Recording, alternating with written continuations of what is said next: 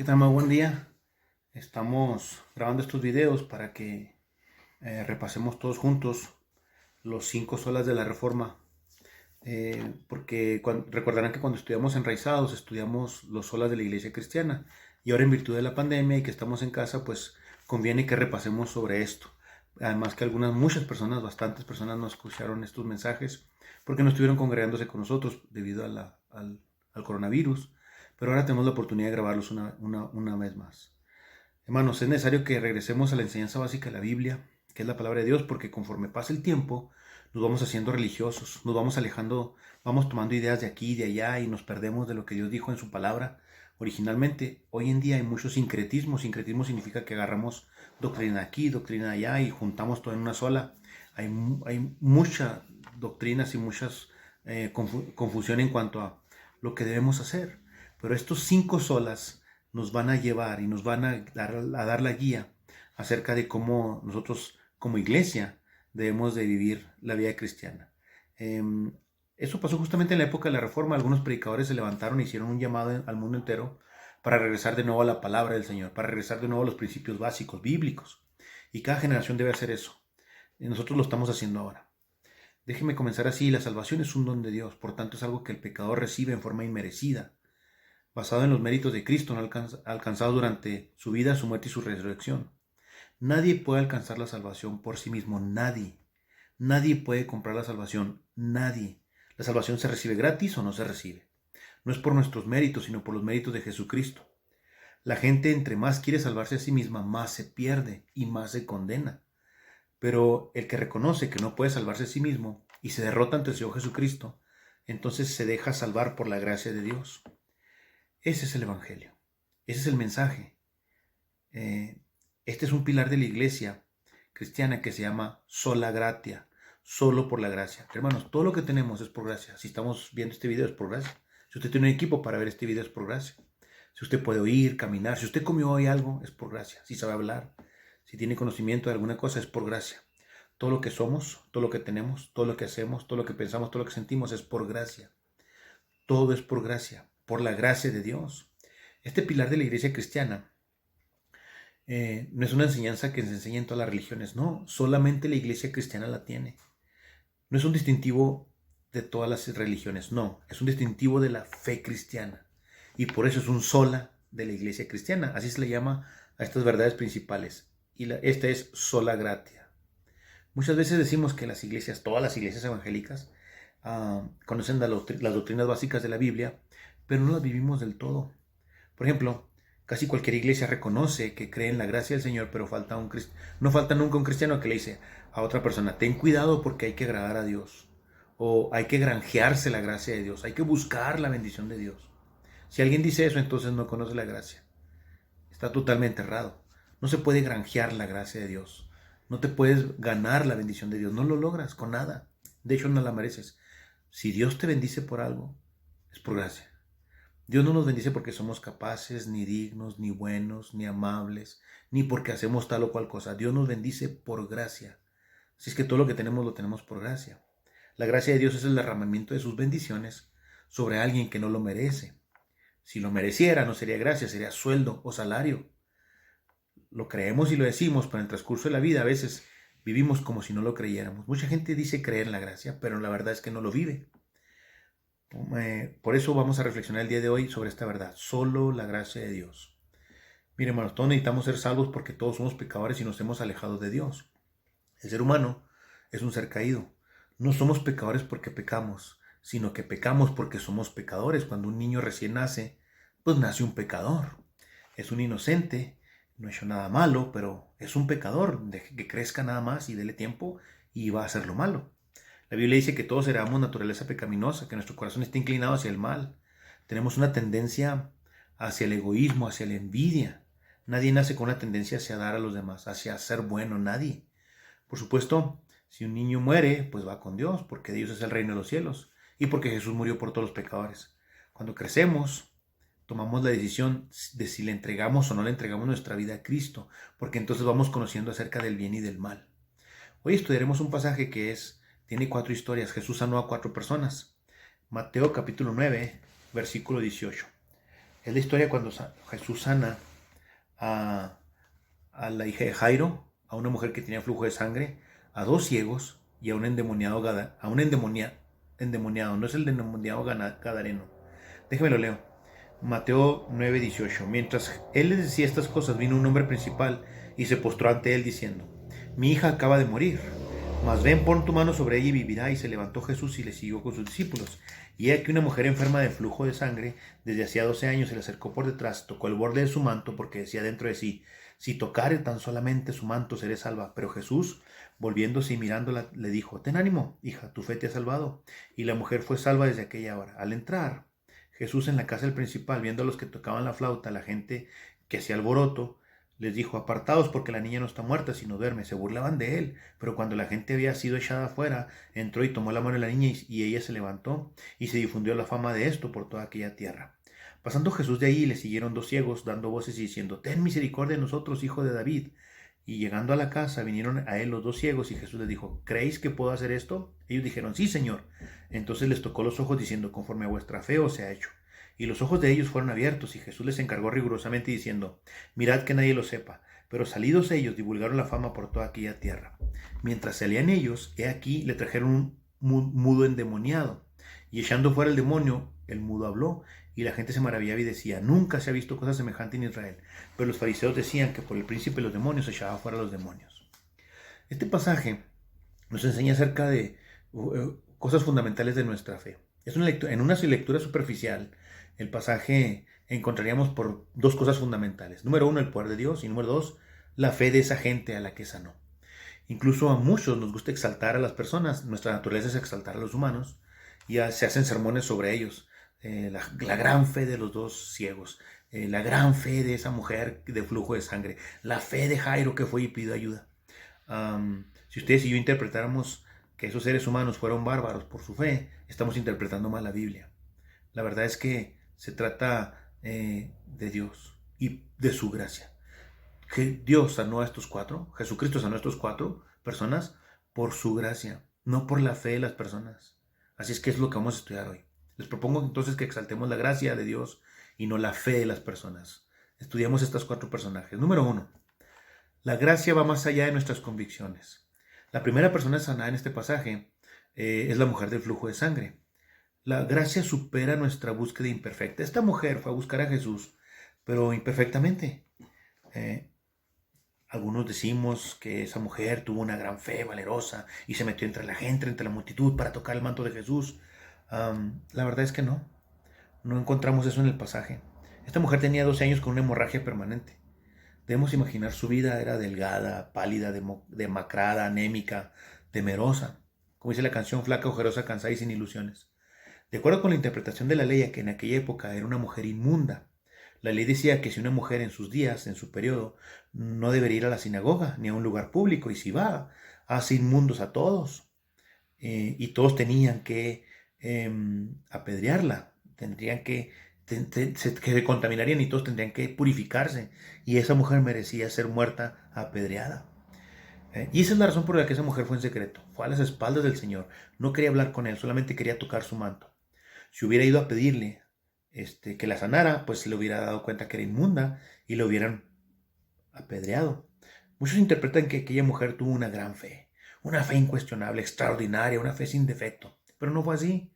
De hecho, la esencia del pasaje, al igual que toda la Biblia, no tiene como objetivo exaltar al ser humano, sino exaltar a Dios y su gracia, para darle a todo ser humano la motivación de acercarse a Dios. Así es que esta mujer tenía una fe imperfecta. Fue una búsqueda imperfecta la que ella hizo. Su actitud se parece mucho a la de aquellos que se van de rodillas, que quieren ganar favores, que le rezan una estatua, o que quieren cargar una cruz.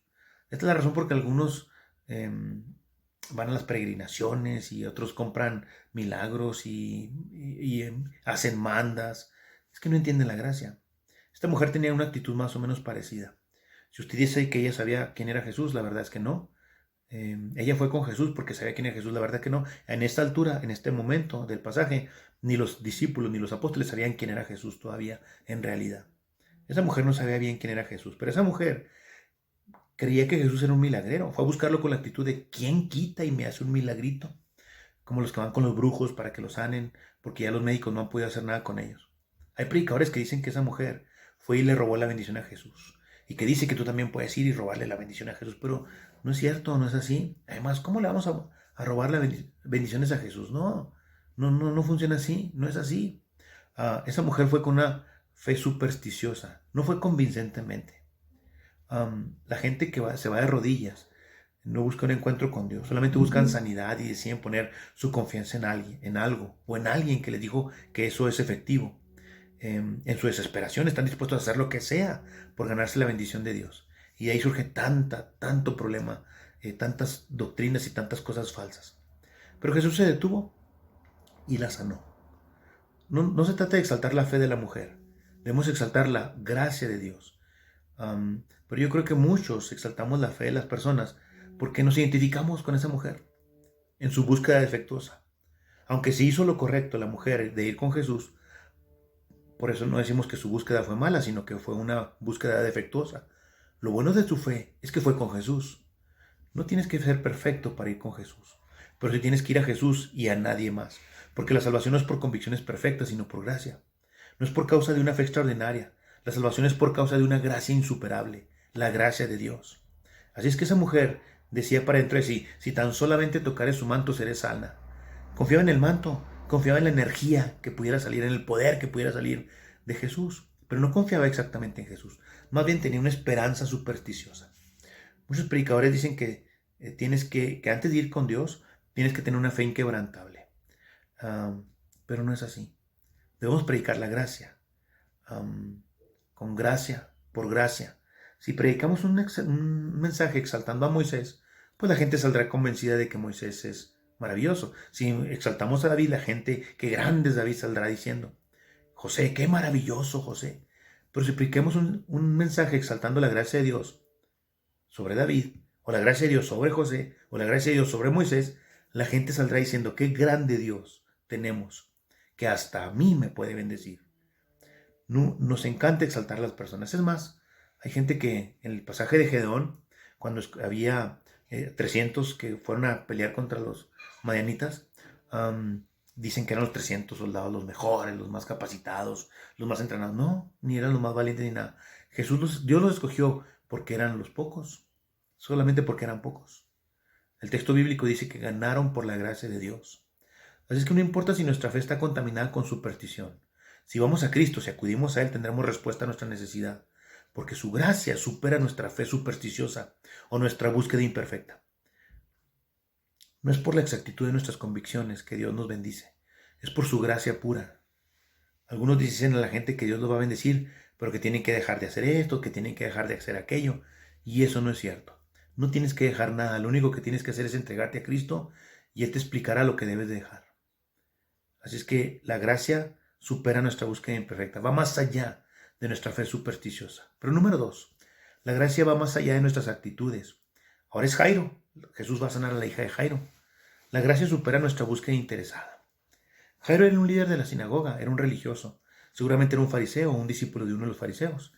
Y pues, ¿qué hace allí entonces pidiéndole a Jesús si era un fariseo? Es que tiene una hija enferma. ¿Por qué no había buscado a Jesús antes si Jesús ya tenía 2 años enseñando allí en esa región? No le había buscado antes porque no había sentido que lo necesitaba. Ahora lo busca porque tiene una necesidad interesada. La gracia supera nuestra búsqueda interesada. Muchas personas se han convertido después de que tuvieron un gran problema, una enfermedad o un accidente. Nosotros no debemos de quedarnos en la superficie. La enseñanza es muy clara. El Señor tiene poder para sanar y para resucitar personas. Pero en el fondo de esta historia hay una enseñanza maravillosa. La gracia del Señor supera nuestras imperfectas actitudes. Nosotros hubiéramos ido con Jairo y le hubiéramos dicho, ay sí Jairo, ahora sí de verdad buscas al Señor. O quizá algún discípulo pueda decirle, Señor, ese es el líder de la competencia. Pero Jesús lo recibe, le escucha y muestra gracia y más allá de la actitud de Jairo. Y cuando Jesús llega a la casa y hay un funeral, ya están llorando los llorones profesionales y Jesús les dice que la niña no está muerta. Ellos se burlan de Jesús. Entonces Jesús resucita a la niña. Pero no nos enfocaremos en el milagro, sino en que la gracia del Señor supera nuestras imperfectas actitudes.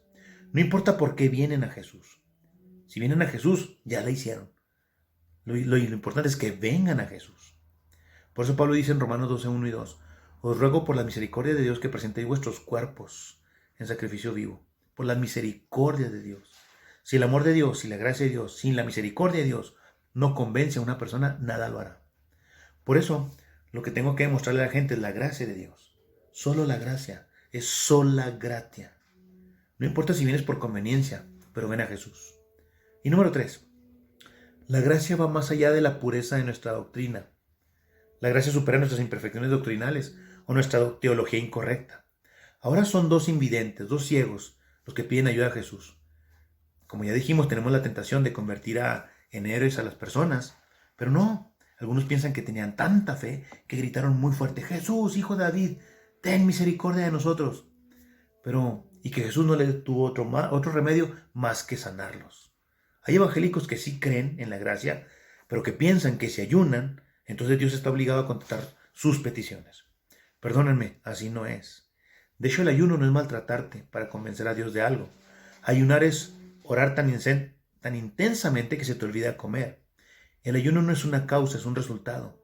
No dejas de comer sino que dejas de comer porque. Algunos piensan que ejercen tan grande fe que Dios no tiene más remedio que contestarle sus peticiones. Discúlpeme, así no es. Dios no le debe nada a nadie.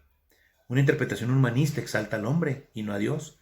Así es la interpretación neocarismática, que le gusta exaltar el poder del hombre, declarar, atar, rechazar, recibir, sembrar, pero sin darse cuenta de que están empequeñeciendo la gracia de Dios. Es solo la gracia, hermanos, solo por gracia.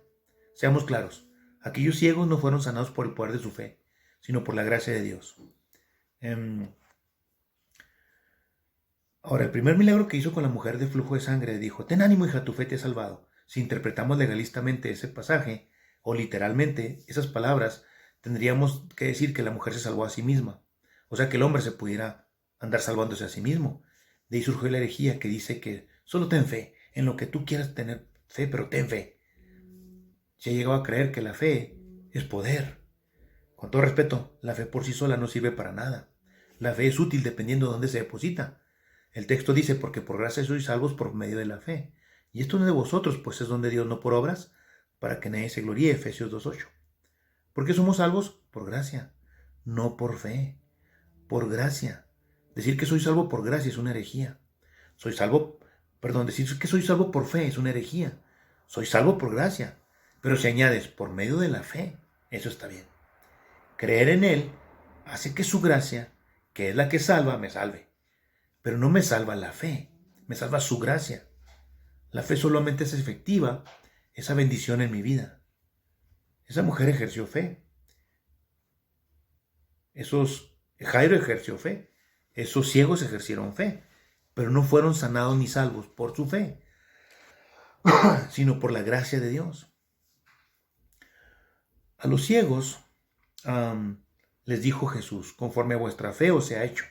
Y algunos se confunden y piensan que ellos fueron sanados por ejercer su fe, pero porque declararon, porque lo visualizaron. Pero eso es humanismo. Eso es creer que nosotros tenemos el poder. Y es la tentación antigua de la serpiente que le dijo a Eva, serás como Dios. Pero la verdad es que no podemos, usted y yo, por más que pensemos o por más que le declaremos, no podemos hacer que sucedan las cosas. Ni aunque nos concentremos, ni aunque lo digamos con mucha confianza. No tenemos ese poder, pero Dios sí. Así que cuidado con esa tentación. Lo que le dijo Jesús a los ciegos fue lo siguiente: de acuerdo a lo que ustedes desean, les acontezca, porque yo quiero que así suceda. Sencillamente les dijo que iba a hacer con ellos justamente lo que ellos deseaban con todo su corazón, independientemente de su manera de concebirlo, porque esos ciegos estaban esperando a un Mesías redentor, a un Mesías caballero, andante, un victorioso que viniera a quitar a los romanos, un guerrero que viniera en su caballo a derrotar la opresión de los romanos. ¿Tenían aquellos invidentes una fe pura? No. Los ciegos llamaron a Jesús hijo de David. Esperaban un Mesías guerrero. No llamaron a Jesús hijo de Abraham. No llamaron a Jesús hijo de Salomón o Jesús hijo de Jacob. No. Estaban llamando a Jesús hijo de David porque están esperando a alguien que viniera y les diera libertad de la opresión romana. Pero Jesús los escuchó, los sanó, y aunque tenían una teología equivocada de él, no les dijo que no le volvieran a llamar hijo de David porque eso era una incorrección. No, les amó y les sanó porque su gracia va más allá de nuestra pureza doctrinal. Muchos de nosotros no nacimos en un hogar cristiano. Yo sí nací en un hogar cristiano, pero muchos en la iglesia no nacieron en un hogar cristiano. Es decir, tuvieron que aprender acerca de la doctrina, de la teología, paso a paso y poco a poco. O sea, no sabían todo de golpe. Se prepararon en casa diciendo, voy a una iglesia protestante, a una iglesia cristiana, y ahí me están discipulando, me están educando. No cambió de pronto. No, ni sabía todo doctrinalmente y espiritualmente para cambiar. No, tampoco. El Espíritu Santo le fue enseñando cosas poco a poco y fue aprendiendo qué hacer, qué dejar de hacer. Cuando usted se entregó a Cristo, usted recibió salvación aún creyendo un montón de cosas equivocadas, porque la gracia va más allá de la doctrina. La gracia supera nuestra fe doctrinalmente impura. La gracia supera nuestra imperfecta teología. El punto es acercarnos a Jesús y Él se encargará de guiarnos a toda verdad, porque es por su gracia. Y número 4 y último, la gracia va más allá de nosotros mismos. Jesús sanó a un endemoniado que tiene un espíritu mudo. La gracia supera nuestro vacío de fe. Miren, a la enferma de flujo de sangre, a pesar de su tinte de superstición, el Señor la sanó y la salvó. A Jairo, a pesar de que nunca buscó al Señor, más que cuando lo necesitó, o sea, por conveniencia, Jesús resucitó a su hija. A los ciegos, a pesar de su equivocado concepto acerca del Mesías, Jesús los sanó. Pero el caso que ahora viene es nefasto. Se trata de un endemoniado. ¿Qué fe puede tener este endemoniado? ¿Qué fe puede tener si está endemoniado? Insisto, si la mujer tiene una fe supersticiosa, si Jairo tiene una fe convenenciera, si los ciegos tienen una fe contaminada con la doctrina incorrecta, ¿qué fe podría tener este endemoniado? Ninguna. Y si nos preguntamos, ¿lo bendijo el Señor? La respuesta es sí, por supuesto que sí. Lo libertó y hasta causar conmoción en la comunidad. ¿Lo salvó por su fe? No, no tenía fe. Si estaba endemoniado era porque había practicado cosas ocultas y brujería, y Jesús con su gracia lo sanó, lo salvó, lo liberó. La gracia supera nuestra fe cuando ni tenemos fe. La gracia va más allá de nosotros mismos. Cuando alguien no quiere que lo evangelices, pues ora por él. ¿Cómo se quita la oración? No puede. Yo le dije a alguien, voy a orar por ti, y me dijo, no quiero que ores por mí. Y le dije que sí iba a orar. ¿Y qué? Sí voy a orar, ¿y qué? ¿Cómo te quitas la oración? No puede. Es más, estoy seguro que la mayoría aquí estamos aquí porque alguien oró por nosotros. Somos cristianos en la vida. Pertenecemos a la vida cristiana porque alguien oró por nosotros para que nos convirtiéramos. La gracia de Dios nos supera a nosotros mismos. Así que aquí hay 4 personas que fueron sanadas. La primera, la mujer de flujo de sangre. La gracia de Dios va más allá de nuestra fe supersticiosa. Número 2, la hija de Jairo fue resucitada. La gracia de Dios va más allá de nuestra fe convenenciera. Número 3, los 2 ciegos. La gracia de Dios va más allá de nuestra fe que tiene una doctrina equivocada. Número 4, este endemoniado con espíritu mudo. La gracia de Dios va más allá de nosotros mismos. Aun cuando ni tengamos fe, la gracia llega, nos alcanza y nos toca. Así es que tenemos un desafío para todos nosotros. Desafío experimentar sola gratia. Solo la gracia. Desafío experimentar la gracia insuperable. Algunos grupos hablan de fe inquebrantable, de rituales secretos, de ayunos prolongados, de cursos donde estudiar las profundidades de la fe.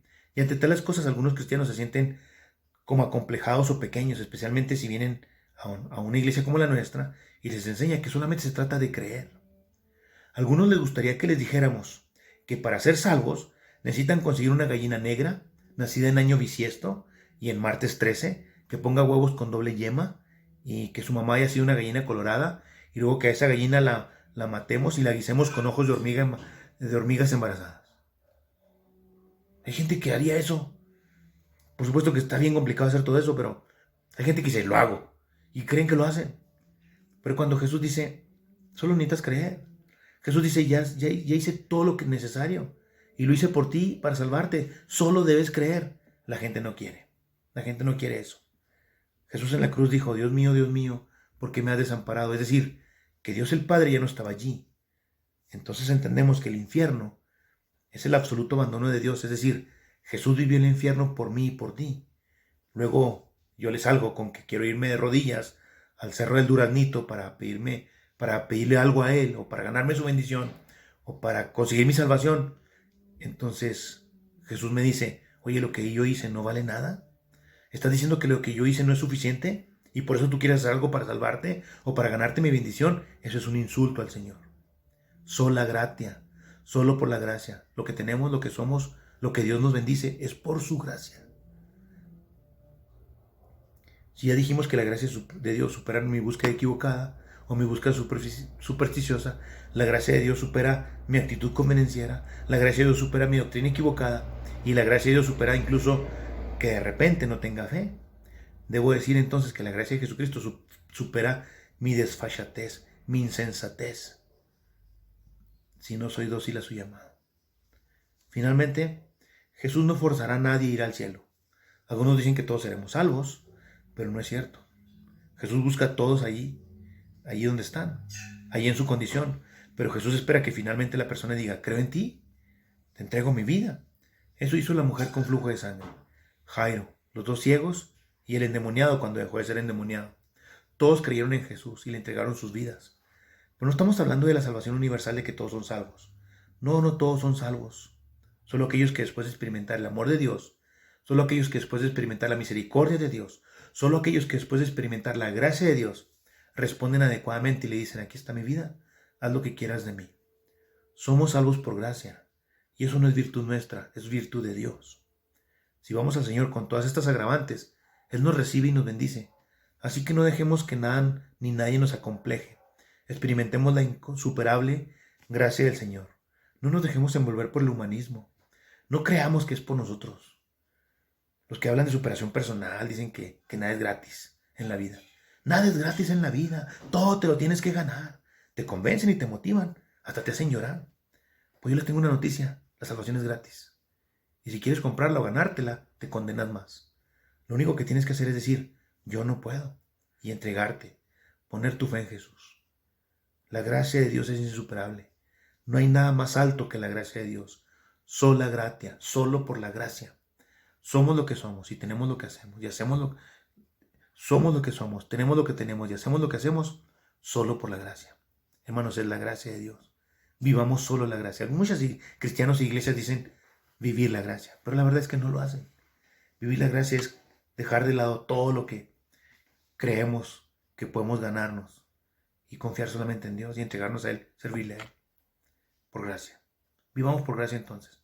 La Biblia dice, de gracia recibiste, dad de gracia. Dejemos de exaltar a los humanos, exaltemos a Dios. Es por su gracia. Dejemos de poner el énfasis en las personas.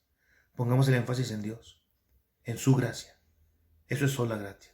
Así que cuando en la Reforma Protestante, en el año 1500, Martín Lutero clavó las 96 tesis ahí en la puerta de la iglesia de Wittenberg. Son 96 oraciones que dicen por qué no está a favor de todo lo que se estaba haciendo en aquella llamada iglesia cristiana, que estaba totalmente ubicada o enfocada en el ser humano, era humanista.